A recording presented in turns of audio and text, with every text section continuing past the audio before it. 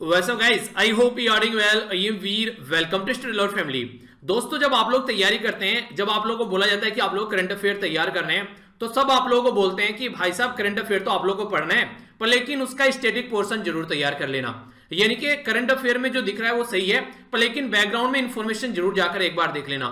तो इसी तरीके से आज हम लोग यहाँ पर जो बजट है बैकग्राउंड की इंफॉर्मेशन देखेंगे, जो कि स्टैटिक पोर्शन होता है। इनके संविधान में बजट के बारे में कहां पर मेंशन है, कुछ टैक्सेस के बारे में इंफॉर्मेशन, जीरो बजटिंग क्या होती है।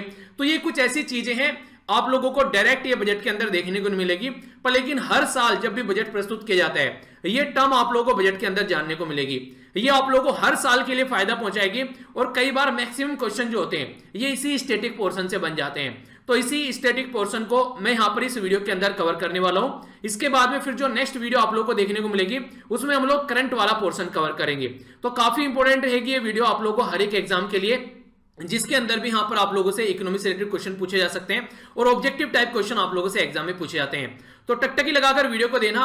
बेसिकली जो लेवल रहने वाला है वो बहुत अच्छे वाला रहने वाला है, यानी कि यूपीएससी के लेवल के क्वेश्चन हम लोग डिस्कस करेंगे अच्छे लेवल पर जाकर, पर लेकिन आप लोगों को हर एक एग्जाम में ये फायदा पहुंचाएगी। जिस एग्जाम की आप लोग तैयारी करते हैं ना उससे थोड़ा सा एक लेवल ऊपर जाकर तैयारी करो, तो आप लोग आराम से एग्जाम में कंफर्टेबल फील करोगे। जो क्वेश्चन आप लोगों के सामने लिखा होगा उसके बारे में तो हम लोग डिस्कस करेंगे कई सारी, जैसे मैंने बोला आप लोगों को बैकग्राउंड इंफॉर्मेशन भी बताता हुआ चलूंगा।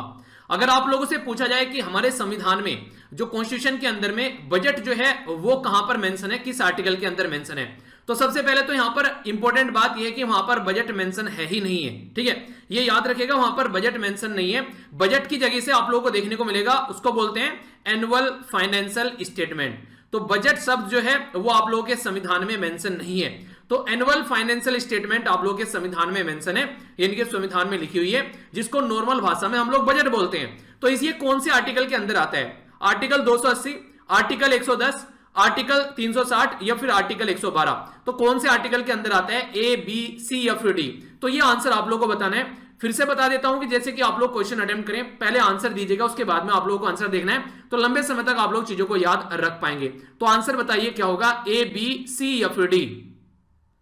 तो जो सही आंसर है इसका, सही आंसर है यहां पर डी, यानी कि मेंशन है यहां पर 112 आर्टिकल के अंदर में। 112 आर्टिकल के अंदर मेंशन है यहां पर, ये बोलते हैं हम लोग एनुअल फाइनेंशियल स्टेटमेंट।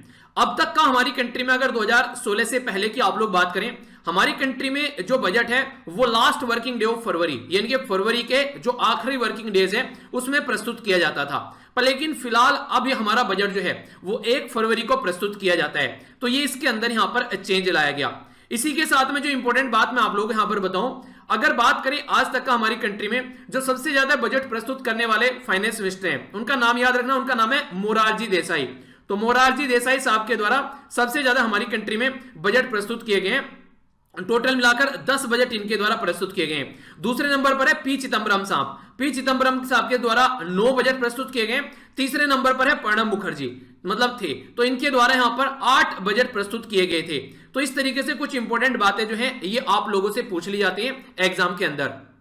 एक और छोटी सी इंपॉर्टेंट बात, अगर बात करूं 1999 तक हमारा बजट जो है वो शाम को 5 बजे प्रस्तुत किया जाता था, क्योंकि पहले अंग्रेजों का बजट प्रस्तुत होता था उनके वहां पर, और फिर हमारी कंट्री में उसको प्रस्तुत करते थे अंग्रेज लाकर। तो अंग्रेजों की वही प्रैक्टिस हम लोग फॉलो करते हुए आ रहे थे। पर लेकिन आगे चलकर यहां पर अटल बिहारी वाजपेयी साहब की जो गवर्नमेंट थी उनके द्वारा जब यहां पर यशवंत सिन्हा फाइनेंस मिनिस्टर थे, तो ये जो बजट था हमारी कंट्री में इसको 11 बजे प्रस्तुत करना स्टार्ट कर दिया गया। तो ये जो ट्रेडिशन थी वो 2001 से हम लोगों ने स्टार्ट करी, यानी कि जो 11 बजे पर आप लोगों का बजट जो प्रस्तुत किया जाता है ये 2001 से हम लोगों के द्वारा यहां पर स्टार्ट की गई। बाकी कुछ और आर्टिकल यहां पर मेंशन है। अगर आप लोगों से पूछे कि आर्टिकल 280 किसके बारे में बात करता है, तो हमारी कंट्री में फाइनेंस कमीशन होना चाहिए, उसके बारे में ये आर्टिकल बात करता है। एक क्वेश्चन आप लोगों से पूछ लेता हूं, हमारी कंट्री का जो फाइनेंस मिनिस्टर है वो फाइनेंस कमीशन है, अब की बार कौन से नंबर का फाइनेंस कमीशन जो स्टेब्लिश किया गया था और इसके जो चेयरपर्सन थे वो कौन थे, ये आप लोगों को बताना है। ये एक संवैधानिक पोस्ट है। आर्टिकल 110 जो है यहां पर ये किसके बारे में बात करते हैं, ये मनी बिल के बारे में बात करता है। और मनी बिल जो है ये किसके द्वारा क्लैरिफाई किया जाता है, तो ये होता है स्पीकर ऑफ लोकसभा। तो लोकसभा के हाथ में ज्यादा पावर होती है जब हम लोग मणिपुर के जो मनी बिल के बारे में हम लोग बात करते हैं। नेक्स्ट यहां पर बात की जा रही है आर्टिकल 360 के बारे में। आर्टिकल 360 यहां पर बात करता है फाइनेंशियल इमरजेंसी के बारे में, ठीक है। तो ये सारे आर्टिकल याद रखिएगा। और आर्टिकल 112 जो है ये बात करता है बजट के बारे में, जिसको एनुअल फाइनेंशियल स्टेटमेंट आप लोग बोलते हैं। तो एक ही क्वेश्चन में से बहुत सारे क्वेश्चन आप लोगों के निकल गए। तो ये पूरा स्टैटिक पोर्शन मैं आप लोगों का कवर करके चल रहा हूं। इंटरेस्टिंग और बड़ा ही प्यारा क्वेश्चन है। बात की जा रही है हमारी कंट्री में जो इनकम टैक्स है, जो आप लोग आज के दिन में इनकम टैक्स पे करते हैं, जो आयकर आप लोग पे ऊपर लगता है इनकम के बेस पर, तो हमारी कंट्री में इसको जो रेट है इसका, the rate which the income tax is impose in India, इसको आप लोग क्या बोलते हैं? पहली स्टेटमेंट में बोला गया इसको बोलते हैं यहां पर डाइग्रेसिव रेट, दूसरा बोला गया इसको बोलते हैं प्रोग्रेसिव रेट, तीसरा बोला गया इसको बोलते हैं रिग्रेसिव रेट, और चौथा बोल गया इसको बोलते हैं प्रोपोर्शनेट रेट। तो कौन सी स्टेटमेंट सही है अगर आप लोगों के हिसाब से यहां पर बात की जाए तो सही आंसर आप लोगों को बताना है। तो सबसे पहले तो जो टर्म आप लोगों के सामने लिखी हुई है इन टर्म का आप लोगों को मतलब पता होना चाहिए, ठीक है। तो एक एक कर पहले आप लोग आंसर अटेम्प्ट कर लीजिए, आप लोगों के हिसाब से क्या आंसर होगा, A B C F D. फिर आप लोगों को मैं यहां पर बताता हूं। नॉर्मली हमारी कंट्री में अगर टैक्स देखिए आप लोग, एक तो बोलते हैं इनडायरेक्ट टैक्स। इनडायरेक्ट टैक्स क्या होता है?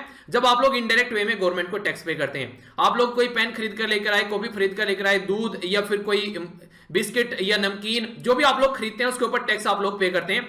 तो इनडायरेक्ट वे में बोलूं तो इंडिया का हर एक सिटीजन जो है वो टैक्स पे करता है। अगर आप लोगों को लगता है आप लोग टैक्स पे नहीं करते हैं तो ये गलत है। हर एक इंसान टैक्स पे करता है, चाहे वो आप लोगों को देखिए जो भी कुछ अगर खरीदते हैं तो टैक्स पे आप लोग करते हैं। तो ये होता है एक तरीके से इनडायरेक्ट टैक्स। दूसरा होता है डायरेक्ट टैक्स, जैसे कि आप लोग का इनकम टैक्स हो जाता है, इसको डायरेक्ट टैक्स बोलते हैं। तो जैसे अगर बात करूं डायरेक्ट टैक्स के बारे में, तो डायरेक्ट टैक्स कैसा होता है? डायरेक्ट टैक्स ऐसा होता है कि ये नॉर्मली जो अमीर आदमी होता है वो ज्यादा देता है और जो गरीब आदमी होता है वो कम देता है। तो इसलिए इस जो टैक्स को आप लोग प्रोग्रेसिव टैक्स बोल देते हैं। यानी कि जो ज्यादा टैक्स पे करेगा जिसकी ज्यादा सैलरी होगी और कम टैक्स पे करेगा जिसकी कम सैलरी होगी, तो इसी के बेस पर इसको प्रोग्रेसिव टैक्स बोल देते हैं। पर लेकिन रिग्रेसिव टैक्स क्या होता है? रिग्रेसिव टैक्स ये होता है, चाहे कोई अंबानी है चाहे कोई रिक्शा वाला है, अगर वो कोई पर्टिकुलर बिस्किट खरीद कर लेकर आ रहा है तो वो इतना ही टैक्स पे करेगा जितना दूसरा पे करेगा, यानी कि इक्वल टैक्स पे करेंगे, अमीरी और गरीबी में कोई फर्क नहीं है। तो ये रिग्रेसिव टैक्स नॉर्मली माना जाता है। तो यहां पर प्रोग्रेसिव और रिग्रेसिव टैक्स मैंने आप लोगों को समझा दिया। पर लेकिन अगर बात करें जो इनकम टैक्स होता है वो ऐसा तो है नहीं कि प्रोग्रेसिव होता चला जाएगा। एक टाइम ऐसा आता है कि इस इनकम के बाद में आप लोगों को फिक्स कर दिया जाता है कि अगर 10 लाख या फिर उससे ज्यादा की इनकम आप लोग कमा रहे हैं तो इसके बाद में उसको फिक्स कर दिया जाता है कि इतना परसेंट कटेगा, 30% कटेगा आगे। यानी कि अब ये प्रोग्रेसिव होता नहीं जा रहा है, अब ये आकर रुक गया है। तो इसको बोलते हैं डाइग्रेसिव टैक्स। तो ये डाइग्रेसिव टैक्स रेट यहां पर आप लोगों को देखने को मिलता है, जो कि इनकम टैक्स के ऊपर इंपोज किया जाता है हमारी कंट्री के अंदर में, ठीक है। तो ये इंपॉर्टेंट है, जो आप लोगों से क्वेश्चन कई बार पूछ ले जाते हैं। तो आंसर क्या हो गया? आंसर इसका ए हो गया, क्योंकि आगे चलकर ये समानुपाती बन जाता है, यानी कि जो यहां पर प्रोपोर्शनेट जो टैक्स है उसकी फॉर्म में आ जाता है। प्रोग्रेसिव कुछ टाइम के लिए ही होता है, उसके बाद में फिर सैलरी के ऊपर आप लोगों को देखने लगता है कि सेस लगना स्टार्ट हो जाता है, टैक्स ऑन टैक्स जिसको आप लोग बोलते हैं। तो इसलिए ये एक इंपॉर्टेंट पॉइंट है जिसके बारे में आप लोग याद रखिएगा, क्वेश्चन बन सकता है डायरेक्ट। आंसर इसका ए हो गया। जब बात चली रही है तो एक छोटा सा और कॉन्सेप्ट आप लोगों का मैं क्लियर कर देता हूं, जो कि बजट में आप लोग कई जगह मेंशन होता हुआ नजर आएगा। इसको बोलते हैं सेस। सेस क्या होता है? सेस होता है कि एक एडिशनल टैक्स कलेक्ट किया जाता है किसी स्पेसिफिक पर्पज के लिए। यानी कि आप लोगों की इनकम जो है मान लीजिए 10 लाख है, तो उससे ऊपर अगर आप लोगों की इनकम जा रही है तो उसमें मान लीजिए हम लोगों ने बोला कि 1% जो है वो एजुकेशनल सेस लगेगा, इस पे 0.5% जो है वो इन्वायरमेंटल सेस लगेगा। तो इस तरीके से पर्टिकुलर पर्पज के लिए पैसा इकट्ठा किया जाएगा और ये उसी पर्पज के लिए यूज होगा। ऐसा नहीं कि आप लोग इन्वायरमेंट के लिए पैसा इकट्ठा करें उसे कहीं और यूज कर लेंगे, नहीं, वो पर्टिकुलर पर्पज के लिए जो सेस लगाया जाता है उसी के लिए उसको यूज किया जाता है, उसको आप लोग सेस बोलते हैं। टैक्स ऑन टैक्स होता है, ठीक है, यानी कि टैक्स के ऊपर टैक्स लगाया जाता है। जैसे अगर आप लोगों से जो इनकम टैक्स है, आप लोगों की मान लीजिए जो इनकम है वो कुछ इनकम है, उस पर टैक्स लगा आप लोगों का मतलब 100 रुपए, अब ये 100 रुपए पर ये टैक्स लगेगा, ठीक है, ना कि पूरी इनकम के ऊपर लगेगा। इसीलिए सेस, इसीलिए टैक्स ऑन टैक्स बोलते हैं इसको। सरचार्ज क्या होता है? ये भी एडिशनल टैक्स होता है, यानी कि टैक्स ऑन टैक्स ही होता है। अगर किसी पर्टिकुलर स्पेसिफिक जो लिमिट है, हम लोगों ने बोल दिया कि 20 लाख से ऊपर आप लोगों की इनकम होगी तो आप लोगों के ऊपर सरचार्ज लगेगा। तो ये कहीं भी यूज कर सकते हैं आप लोग, इसको स्पेसिफिक पर्पज के लिए नहीं यूज किया था, इसको आप लोग कहीं पर भी यूज कर सकते हैं। तो ये दोनों टर्म आप लोग कई बार देखने को मिलती है, तो इनमें कंफ्यूजन नहीं होना चाहिए, बिल्कुल क्लैरिटी होनी चाहिए। इंटरेस्टिंग क्वेश्चन है, ध्यान से पढ़ना, गलत भी कर सकते हो, थोड़ी सी भी कोताही बरतोगे तो। बात की जा रही है which of the following is not the objective of Indian budget, यानी कि इंडियन बजट का कौन सा ऑब्जेक्टिव नहीं है। पहला बोला गया redistribution of the income and the wealth, यानी कि वेल्थ और इनकम को रीडिस्ट्रीब्यूट किया जाता है, पहली स्टेटमेंट ये बोला गया है। दूसरी स्टेटमेंट में बोला गया है रीएलोकेशन ऑफ द रिसोर्सेज, यानी कि जो रिसोर्सेज हैं उनको रीएलोकेट किया जाता है। तो कौन सी स्टेटमेंट इसमें से करेक्ट नहीं है ये आप लोगों को बताना है। ए में बोला गया वन ओनली, बी बोला गया टू ओनली, सी बोला गया बोथ और डी बोला गया नन ऑफ द अबव, यानी कि नन। सही आंसर क्या है? A B C F D. फिर से बोल रहा हूं, क्वेश्चन को अटेम्प्ट कीजिए, क्वेश्चन का आंसर दीजिए, इसके बाद में आंसर देखना, उसके बाद में आप लोगों के माइंड पर और ज्यादा जोर पड़ेगा, क्योंकि आप लोग अगर सही करेंगे तो अच्छी बात है, गलत करेंगे तो यहीं पर ही गलत हो जाएगा, एग्जाम में गलत नहीं होगा। ठीक है, तो क्या बात बोली जा रही है? बोला जा रहा है रीडिस्ट्रीब्यूशन ऑफ द इनकम। तो सही आंसर क्या है? सही आंसर है इसका यहां पर क्या है? C F D. सही आंसर है यहां पर डी। आप लोग सी लगा कर आएंगे, क्योंकि दोनों ये है यहां पर इसके ऑब्जेक्टिव पर, लेकिन पूछा गया नोट, तो नोट पूछा गया यहां पर। ठीक है, तो इसलिए क्वेश्चन का जो आंसर होगा आप लोगों का वो यहां पर डी होगा। अगर पूछता कौन से ऑब्जेक्टिव है तो यहां पर सी आंसर हो जाता। रीडिस्ट्रीब्यूशन ऑफ द इनकम आप लोगों को देखने को मिलती है। गवर्नमेंट क्या करती है? जो इनकम टैक्स लगाती है या फिर जो भी टैक्स लगाती है, पैसा इकट्ठा होता है वहां से, और फिर पैसा इकट्ठा होने के बाद में कई सारी स्कीम लॉन्च करती है, तो दूसरे लोगों तक पैसा जाता है। किसी को हेल्थ इंश्योरेंस दिया जा रहा है, किसी को आप लोग जानते हैं प्राइम मिनिस्टर जो किसान धन वाला जो स्कीम चलाई गई थी पीएम किसान, वो वाले देखिए ये लॉन्च किया गया। हेल्थ से रिलेटेड कई सारे लोगों को बीमा प्रोवाइड कराए गए, एजुकेशन से रिलेटेड चीजें प्रोवाइड कराए गए, तो redistribution of the income and wealth देखने को मिलता है। रीएलोकेशन ऑफ द रिसोर्सेज भी इसके अंदर आप लोगों को देखने को मिलेगा, बजट में कहां पर कितना ज्यादा आप लोग क्या क्या इंप्लीमेंट कर रहे हैं, तो एलोकेशन भी रीएलोकेट किए जाते हैं। तो ये दोनों ही बजट के उद्देश्य होते हैं बेसिकली, तो दोनों ही स्टेटमेंट यहां पर सही है, पर लेकिन नोट पूछा गया तो आंसर यहां पर डी हो गया। ओके, इंटरेस्टिंग क्वेश्चन है और कॉन्सेप्ट के साथ में इसको डिस्कस करूंगा। बात की जा रही है जीरो बेस बजटिंग के बारे में। जीरो बेस बजटिंग आप लोगों को कई बार सुनने को मिलता है बजट के अंदर, तो इसके बारे में हम लोग कुछ बातें डिस्कस करेंगे। बोला गया कि एक fix taken up in the India in the budget, जो यहां पर ये जो फर्स्ट टाइम जो it was first taken up, यानी कि सॉरी ये फर्स्ट है यहां, ठीक है, इसको पहली बार जब लिया गया था it was first taken up in the budget in union budget 1987। तो 1987 में यूनियन बजट में पहली बार इसको लिया गया था, जिसको जीरो बेस बजटिंग आप लोग बोलते हैं। बोलता है कि ये बेस होता है, it is based on the priority all government expenditure, यानी कि जो गवर्नमेंट के जो एक्सपेंडिचर होते हैं ये प्रायोरिटी बेस पर चलता है। ऐसा नहीं है कि जो ढर्रा फॉलो किए जा रहे हैं वही चलता रहेगा, तो ऐसा बोला गया यहां पर। कौन सी स्टेटमेंट करेक्ट है? ए में बोला गया 1, बी बोला गया 2, सी बोला गया बोथ, डी बोला गया नन। सही आंसर क्या है? A B C F D. तो सही आंसर बताइए क्या है, फिर आप लोग आंसर देखिएगा। सही आंसर है इसका सी, यानी कि दोनों की दोनों स्टेटमेंट सही है।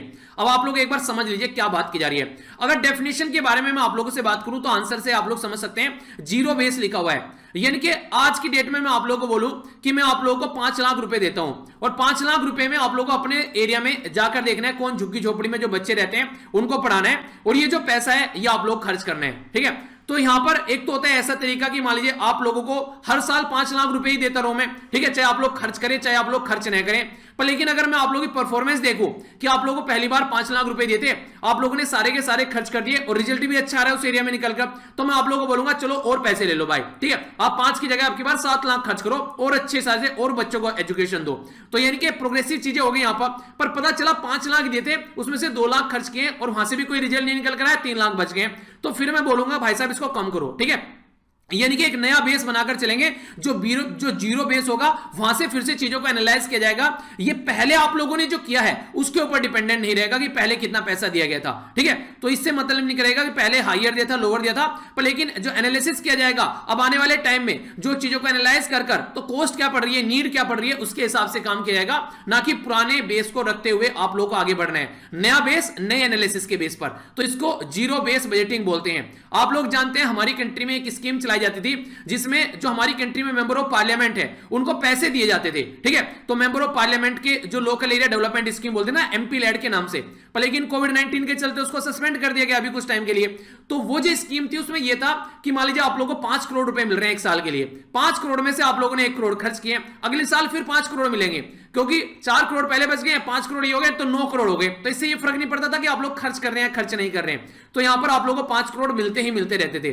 पर लेकिन अगर ये हो जाए कि अगर 5 करोड़ में से आप लोगों ने 1 करोड़ खर्च किए तो 4 करोड़ पहले बचे हुए, तो 1 करोड़ और डालकर 5 करोड़ हो जाएंगे, यानी कि आप लोगों को बस 1 करोड़ एक्स्ट्रा मिलेगा आपकी बार। तो अगली बार क्या करेगा इंसान, काम करना स्टार्ट कर देगा, पैसे को खर्च करना स्टार्ट करेगा, जनता के लिए यूटिलाइज करना स्टार्ट करेगा। तो ये काफी बेसिक फंडा है। ठीक है, तो परफॉर्मेंस बेस बन जाता है यहां पर। हमारी कंट्री में जीरो बेस बजट जो था ये first time department of science and technology के अंदर लाया गया। कब? यहां पर 1989 में, और सॉरी 1983 में। ये यहां पर कब था? ये डिपार्टमेंट बेस था। पर लेकिन यूनियन बजट के बारे में बात करें तो यूनियन बजट में इसको 1987 में लाया गया। ठीक है, तो ये दोनों ही स्टेटमेंट आप लोगों से क्वेश्चन की फॉर्म में पूछी जा सकती है, तो कंफ्यूजन नहीं होना चाहिए, इंपॉर्टेंट क्वेश्चन है। आगे बढ़ते हैं। ऐसी टर्म भी आप लोग कई बार देखने को मिलेगी कि कैपिटल पेमेंट क्या है भाई साहब, इसको बताइए। तो ये जो आप लोगों को देखने को मिलेगा कैपिटल पेमेंट, तो इसके बारे में आप लोगों से करेक्ट स्टेटमेंट पूछी गई इस क्वेश्चन में।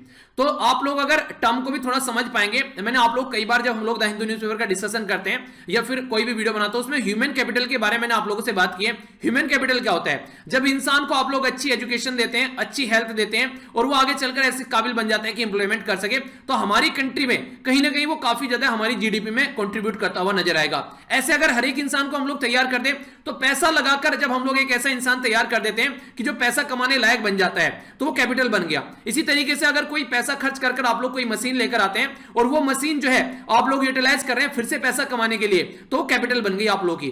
तो इस तरीके से कैपिटल पेमेंट के बारे में बात की जा रही है। बोला जा रहा है कि क्या है, पहले बोला गया कि ये it is refer to the capital expenditure, यानी कि कैपिटल एक्सपेंडिचर है जो कंस्ट्रक्शन ऑफ द जो कैपिटल प्रोजेक्ट जो होते हैं, एक तरीके से प्रोजेक्ट्स और एक्वाइजेशन ऑफ द एसेट्स, जैसे लैंड, बिल्डिंग या फिर मशीनरी, इक्विपमेंट को लेने में खर्च करता है, तो इसको बोलते हैं यहां पर ये कैपिटल पेमेंट। दूसरा बोला गया यहां पर कैपिटल रिवेन्यू है, यहां पर जो कलेक्ट किया जाता है construction of the capital project, acquisition of the assets जैसे लैंड, बिल्डिंग या फिर मशीनरी हो गई। पहले में कैपिटल एक्सपेंडिचर बोला गया, दूसरे में कैपिटल रिवेन्यू बोला गया। तीसरे बोला गया कि ये एक्सपेंडिचर है जिसमें जो गवर्नमेंट का डे बाय डे का जो बिजनेस है, जो डिपार्टमेंट है, वो चलाने का काम करता है। तीसरे में ये स्टेटमेंट बोला गया है। कौन सी स्टेटमेंट करेक्ट है? ए, बी, सी या फिर डी?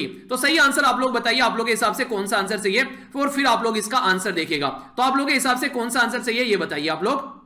वैसे अगर मैं आप लोगों को बोलूं तो ज्यादा दिमाग लगाने वाला काम इसमें बचा नहीं है, जब मैंने ऑलरेडी ये कॉन्सेप्ट आप लोगों को बता दिया है। मैंने बताया कि कैसे आप लोग खर्चा कर रहे हैं, तो रिवेन्यू तो यहां पर ये खत्म ही हो गया, नॉर्मल सी बात है कि रिवेन्यू नहीं बचेगा। दूसरी बात यहां पर ये होगी कि गवर्नमेंट का डे बाय डे का एक्सपेंडिचर की मैं बात ही नहीं कर रहा हूं, यहां पर मैं क्या कर रहा हूं, कैपिटल प्रोजेक्ट की बात कर रहा हूं। यहां पर कुछ ऐसी मशीन आप लोग लेकर आ गए, तो इसका मतलब ये खर्चा है, कैपिटल एक्सपेंडिचर है। तो ए स्टेटमेंट यहां पर सही हो गई सीधी सीधी, यानी कि ये एक ऐसा एक्सपेंडिचर है यहां पर जो कि आप लोग अगर कहीं खर्चा करते हैं और फिर आप लोग उससे पैसा कमाने स्टार्ट कर देते हैं, जो भी आप लोग प्रोजेक्ट यहां पर लगाते हैं, ठीक है। तो कोई लैंड हो गया, बिल्डिंग, मशीनरी हो गई, या फिर कोई इस तरीके से इक्विपमेंट हो गया जो आप लोग लेकर आते हैं जहां से आप लोग फर्दर पैसा कमा सकते हैं, तो ये इस तरीके से आप लोगों को देखने को मिलेगा। नाम में ही है भाई साहब, पेमेंट लिखा हुआ है, रिवेन्यू नहीं लिखा हुआ है। तो पेमेंट दे रहे हैं आप लोग कहीं पर, यानी कि खर्च कर रहे हैं, यानी कि एक्सपेंड कर रहे हैं आप लोग, ठीक है। तो इससे आप लोग कई बार तो टर्म में से ही आंसर निकाल दोगे, थोड़ा सा भी अगर ध्यान से पढ़ोगे, पर थोड़ा सा ध्यान से पढ़ना पड़ेगा। सीधा सा एक प्यारा सा क्वेश्चन है, भारत के पहले फाइनेंस मिनिस्टर इंडिपेंडेंट इंडिया के कौन थे, ये बताइए आप लोग, ठीक है। तो नाम है आप लोगों के सामने, चार एक एक कर पढ़ देते हैं। पहला जो स्टेटमेंट है यहां पर बात की जा रही है सन्मुख चेट्टी, ठीक है, सन्मुख चेट्टी, तो ये यहां पर पहली स्टेटमेंट है। दूसरा बोला गया यहां पर जॉन मैथाई, तो यहां पर ये बेसिकली सी यहां आएगा। दूसरा बोला गया यहां पर देशमुखी, ठीक है। तीसरा बोला गया यहां पर लियाकत अली खान। तो कौन है यहां पर, आप लोगों को ये बताना है। सही आंसर क्या है, A, B, C, F, D? तो सही आंसर है इसका ए, यानी कि फर्स्ट स्टेटमेंट यहां पर सही है। तो यहां पर ये सन्मुगम चेट्टी साहब थे, यहां पर वो थोड़ी सी जो स्पेलिंग मिस्टेक है वहां पर, तो सन्मुगम चेट्टी साहब थे जो पहले यहां पर हमारी कंट्री के फाइनेंस मिनिस्टर थे। 26 जनवरी 1947 में ये पहले फाइनेंस मिनिस्टर बने थे हमारी कंट्री के, तो इनका नाम आप लोग याद रख सकते हैं। डायरेक्ट क्वेश्चन बन जाएगा कि भाई साहब ये बता दो आप लोग, ये फिस्कल फेडरलिज्म है क्या? फिस्कल फेडरलिज्म का कॉन्सेप्ट क्या है, इसके बारे में क्वेश्चन पूछे भी गए हैं पहले। तो राजकोषीय संघवाद क्या है? तो सीधी सीधी बात है कि यहां पैसों के बारे में बात की जा रही है, ठीक है। तो आप लोगों को स्टेटमेंट दे रखी है, सही आंसर बताना है। ये बोला जा रहा है कि it refer to the devolution of the power responsibility of the national, sub national और गवर्नमेंट जो है उनके बीच में पावर को डिवोल्व, एक तरह से डिसोल्व करना है, इनके कम एक थोड़ी सी पावर डिस्ट्रीब्यूशन आप लोग बोल सकते हैं मोटे मोटे तौर पर, इनके ऊपर से नीचे को पावर का डिस्ट्रीब्यूशन करना है।